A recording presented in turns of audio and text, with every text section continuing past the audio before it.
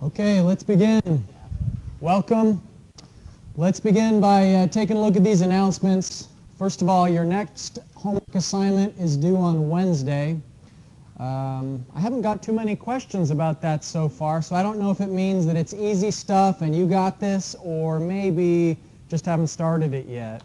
I'll assume the first, but if you do have questions, just let me know. I've got plenty of office hours and try and be as responsive as I can to your emails outside of those times.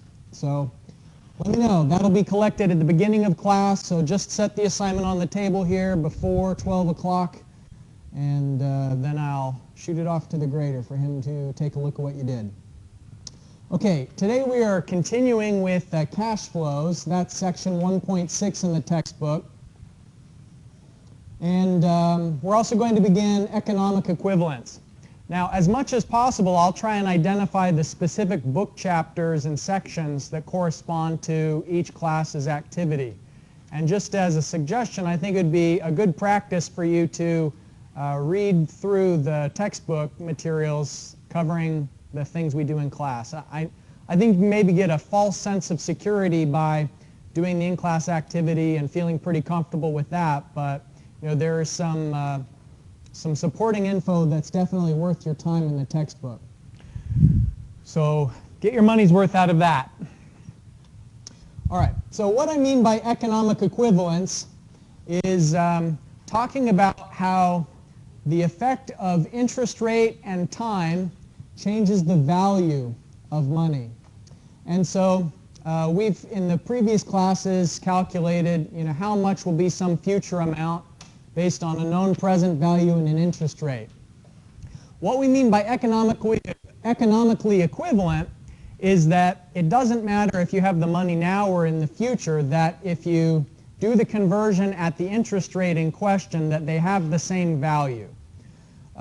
So let's talk about the different kinds of interest rates. For example, if we're talking about inflation, which is the interest rate that governs the change in prices, then we could look at how the price of a candy bar in the past compares to a price of a candy bar today. The equivalent price between the two, you'd use inflation as the interest rate. Or if we're talking about putting money into a savings account, then you wouldn't use the inflation rate, you'd use the rate that's being paid by the bank. But economic equivalence is just trying to solve the cash flow diagram type problems to find out how much money is equal, but just converting a present to a future or a future to present, or sometimes we'll do these annual series as well. So you'll prepare a cash flow diagram similar to what you saw previously, where you have 1, 2, and so on, representing whatever the time periods are, and then you're doing the compounding or the discounting at I. And what I mean by compounding is anytime you move an amount from the present into the future, that's called compounding the amount, and it increases when you've got a positive interest rate. And discounting is when you're moving money from the future backwards, and it reduces the amount when you have a positive interest rate. So here's an illustration.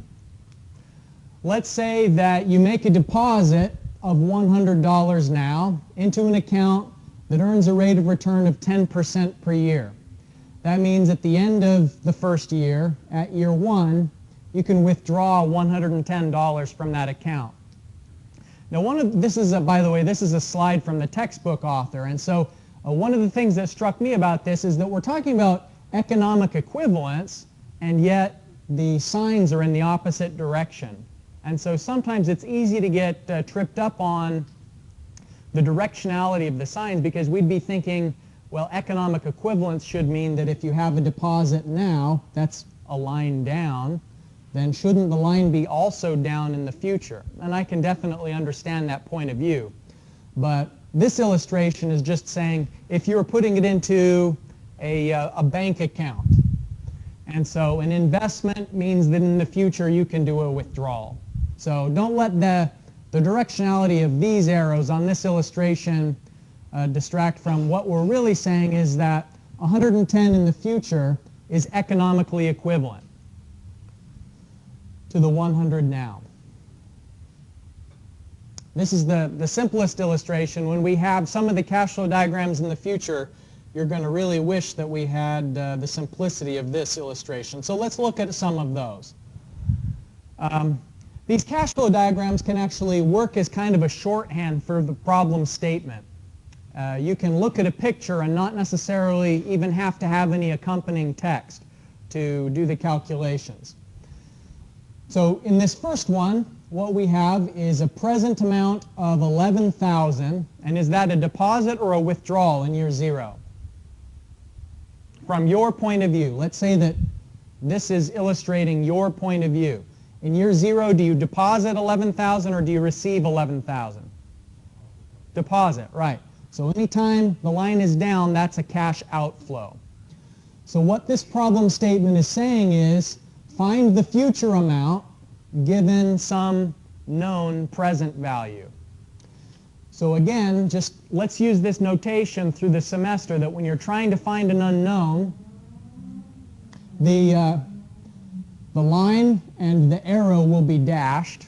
That just kind of maybe suggests an unknown height of how much it's going to be.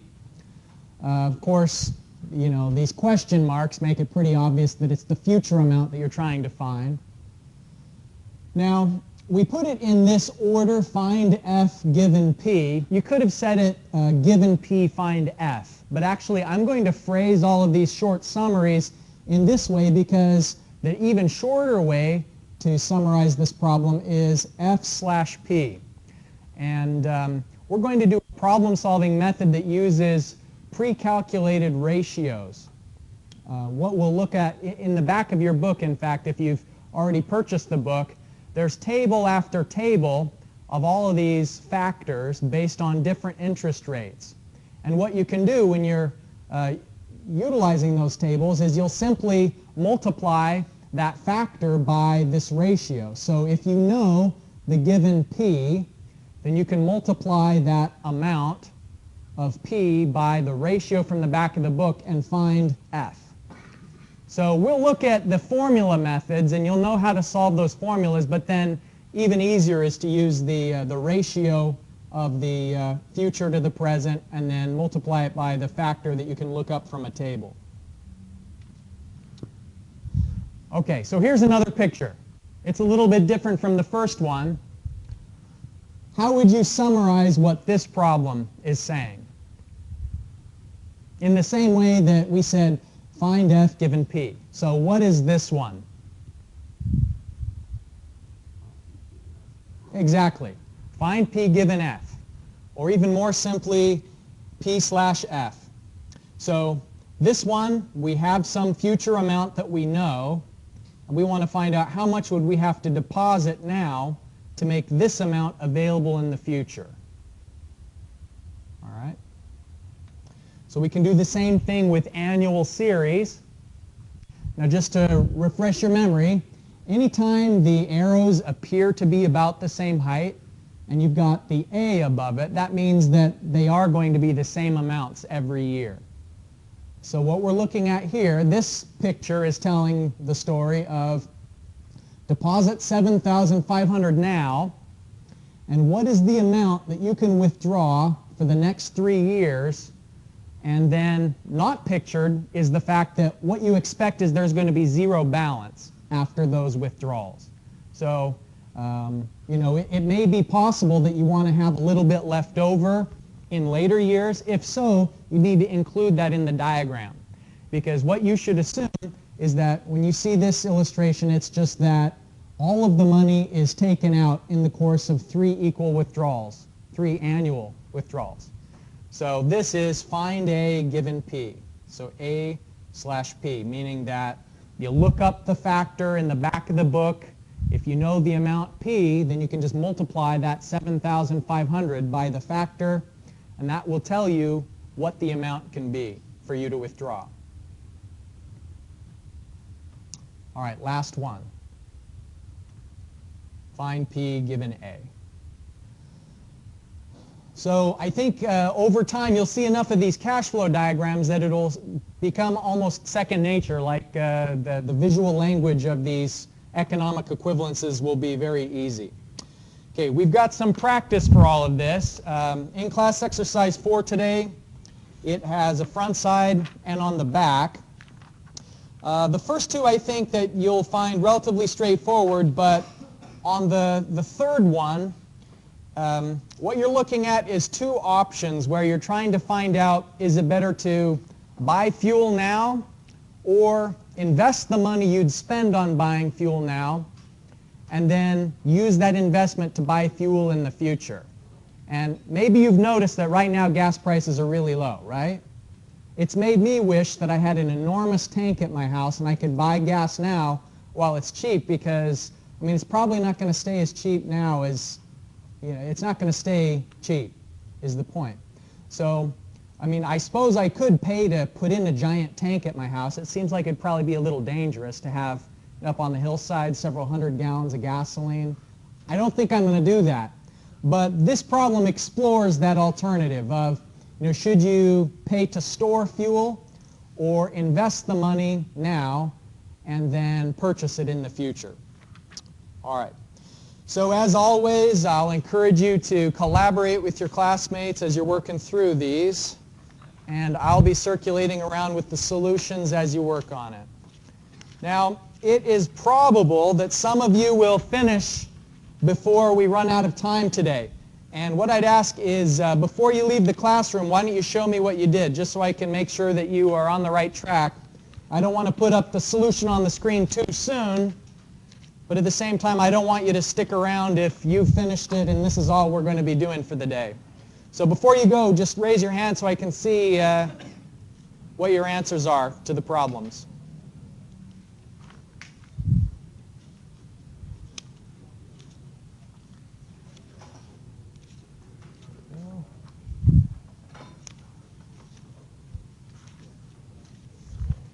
I think I may need to get some more papers from the other side.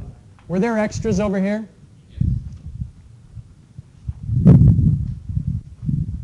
Thank you. Thanks.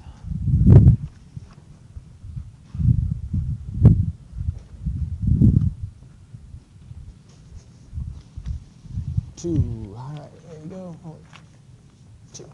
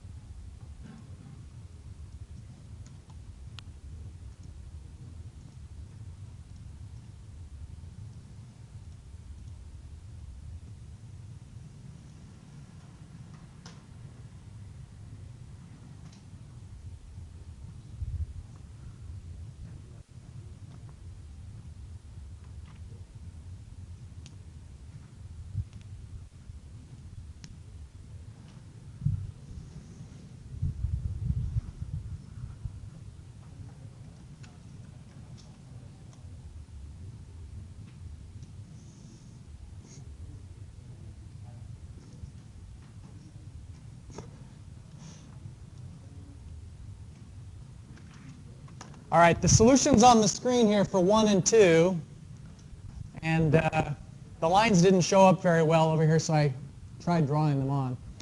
Okay, so for part 1, obviously, it's just a matter of discounting 95,000 from year 1 to year 0. So you're dividing by 1.09 to discount that. The 95,000, basically you're finding how much would you have to multiply by 1.09 and then get 95,000 after the interest is added in.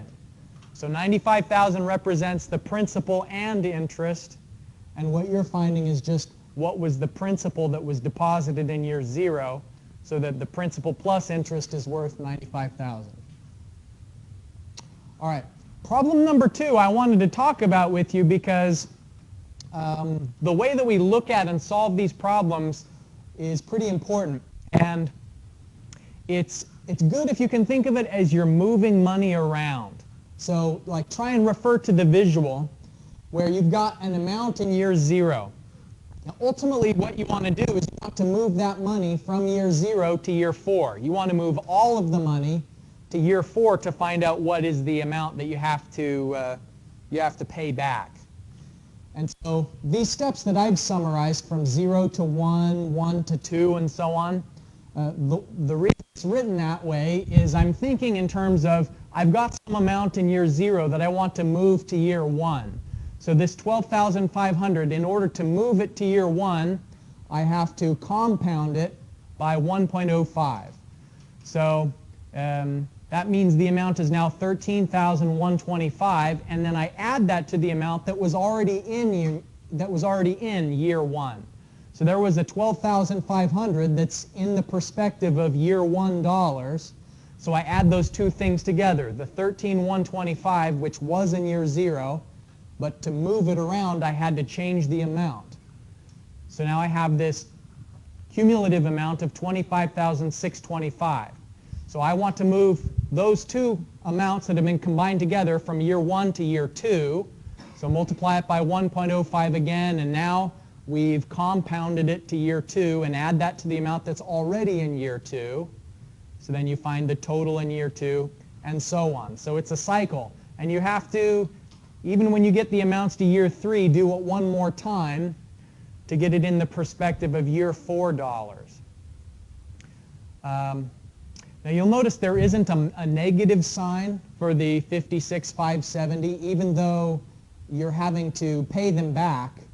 The direction of the arrow means that we don't have to put a negative sign there. It's assumed that it's a positive amount because the arrow is down, which already tells us that we're paying it back, that it's an outflow because all the other amounts were money coming to us. We're receiving a loan in installments and then paying it back in year 4. As you might expect, there's a simpler way to do this, but before we jump into the tables and the easy ways, I wanted to show you really how money compounds when you take it year by year. Any questions about these two problems? All right. Well, I'm going to pause the recording again and stop talking so you can finish up your calculations for problem 3.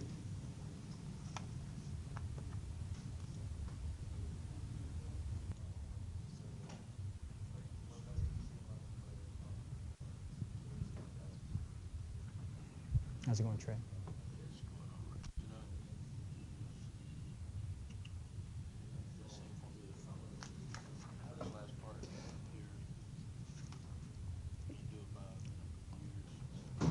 Well, you found this is how much you have to pay now, right? So take that amount and you put it into the bank where they're going to give you an additional 20% after the 3 years.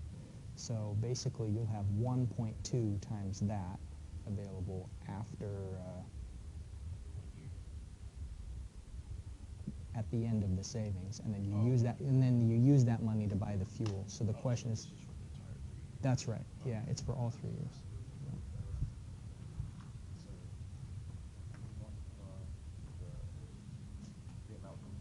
Mm-hmm. Yep. Yes, you do. And that's the total amount that you have available to buy the fuel. Well, no, not yet, because you need to find out if it's enough money to buy the fuel that you need.